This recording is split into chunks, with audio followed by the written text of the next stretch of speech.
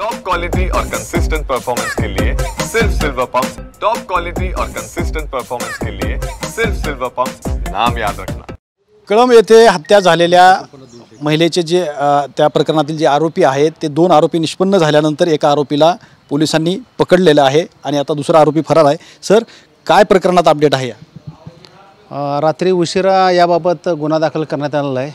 खुनाचा गुन्हा दाखल केला आहे आणि त्यामध्ये एक आरोपी उस्मान सय्यद यांना पोलिसांनी चौकशी करून ताब्यात घेतलेला आहे आणि अद्याप एक आरोपी फरारी आहे त्यामध्ये। नाही, आता ह्याच्यामध्ये कुठल्या सेक्शनच्या आधारे हे दाखल झाले? 109 मर्डरचा गुन्हा आहे, खुनाचा गुन्हा दाखल केला आहे आपण त्यामध्ये। आणि दुसरा जे आरोपी आहे तो ट्रेस झाला आहे का, म्हणजे फरार आहे असं सांगतात? नाही, आरोपी ट्रेस झाला आहे, म्हणजे नाव सगळं पूर्ण माहिती आहे आपल्याला, फक्त आरोपी आपल्याला आपण ताब्यात नाही पोलिसांच्या, त्यामुळे पथक रवाना ऑलरेडी आहे आणि ते त्याचा फॉलोअपमध्ये आहेत। आणि आज जो आरोपी आपल्या ताब्यात आहे त्याला तुम्ही कोर्टाच्या समोर आज हे करताय का, उभं करताय? नाही, चौकशी करून त्याप्रमाणे निर्णय घेण्यात येईल त्या संदर्भात।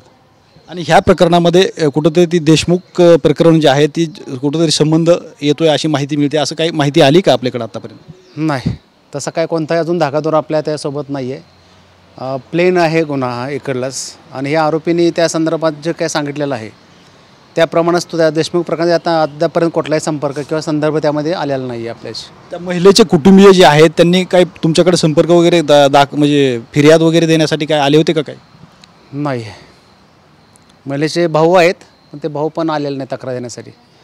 आणि या प्रकरणामध्ये आरोपी आणखी असू शकतात का, असं काय माहिती पुढची? नाही, सध्या 2च आरोपी आपल्याकडे आहेत। अजून तपासांती जर त्यामध्ये वाढ झाली तर होऊ शकते, पण त्यावेळेला आत्ताच बोलू शकणार नाही असा विषय आपण।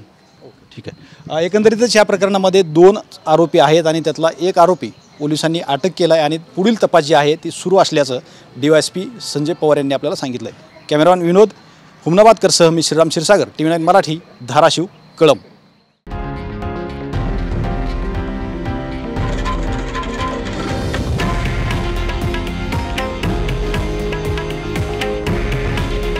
हे आहे देशातील नंबर 1 न्यूज नेटवर्क आणि आपण पाहत आहात TV9 मराठी।